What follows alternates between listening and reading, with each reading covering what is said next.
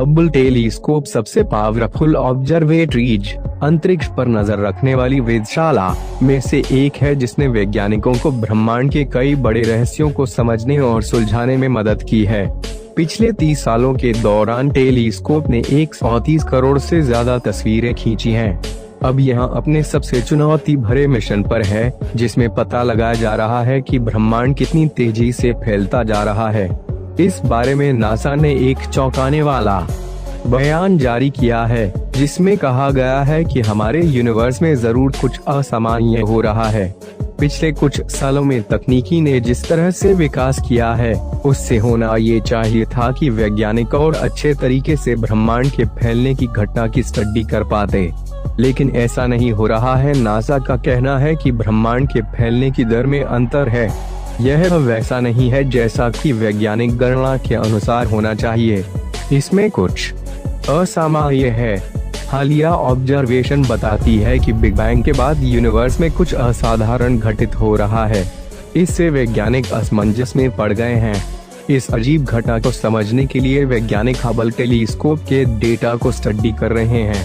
इसे वैज्ञानिकों ने स्पेस और टाइम के हिसाब से माइल पोस्ट मार्कर सेट नाम दिया है।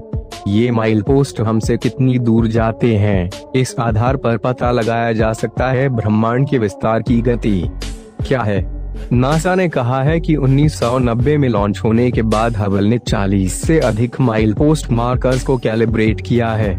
स्पेस टेलीस्कोप साइंस इंस्टीट्यूट के नोबेल पुरस्कार विजेता एडम रीस ने कहा, आपको टेलीस्कोप और कॉस्मिक मिल मार्कर्स के साथ उच्च कोटि का माप मिल रहा है, जो यूनिवर्स के फैलाव की सटीक जानकारी दे रहा है। ब्रह्मांड के फैलाव की स्टडी 1920 में शुरू हुई थी, जब एडविन पी हबल और जॉर्जियस लेमेत्रे ने इसके माप दिए थे।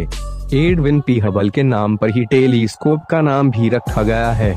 हबल का कहना था कि हमारी गैलेक्सी से बाहर की अन्य गैलेक्सी धीरे धीरे हमसे दूर होती जा रही हैं, और ये काफी तेजी से हो रहा है।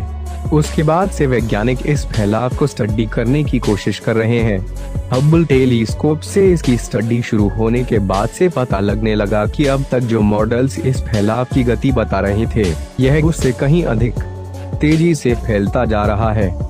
इन मॉडल्स में इसके फैलाव की दर 67.5 किलोमीटर प्रति सेकेंड प्रति मेगा पारसेक बताई गई, लेकिन हबल टेलीस्कोप से ये 73 किलोमीटर प्रति सेकेंड निकल कर आई। इस अंतराल के कारण वैज्ञानिक हैरानी में हैं और वे अपनी स्टडी को अब दोबारा शुरू करने जा रहे हैं। वैज्ञानिकों को अब जेम्स वेब स्पेस टेलीस्कोप का डेटा का इंतजार है, ताकि वे इस रहस्य की गहराई तक जा सके। यह वीडियो आपको पसंद आया हो तो हमारे चैनल को सब्सक्राइब, वीडियो को लाइक जरूर करें। धन्यवाद। प्लीज सब्सक्राइब कर दो।